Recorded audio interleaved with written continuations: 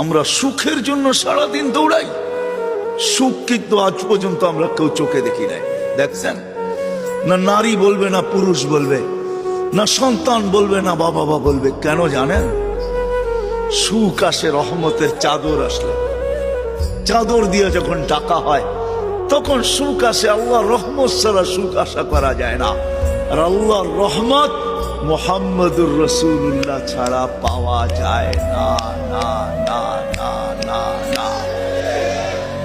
যদি বলেন প্রমাণ, আল্লাহ ইঙ্গিত দিছেন, আমার বন্ধুর উপরে একবার তুই দুরূদ পড়বি, দুরূদ ওই ব্যক্তি পড়তে পারে যে আল্লাহর রসুলকে ভালোবাসে, মহাব্বত করে, আল্লাহর রসুলকে অনুকরণ করে ওই দুরূদ পড়তে পারে। আল্লাহ বলে একবার পড়বি, 10টা রহমতের চাদর দিয়ে তোকে আমি ডাকবো। একবার পড়লে 10 বার, 10 বার পড়লে 100 বার, 100 বার পড়লে 1000 বার, 1000 বার পড়লে 10,000 বার, কমসে কম। এই জন্য সুখ নাই, আছে সুখ নাই।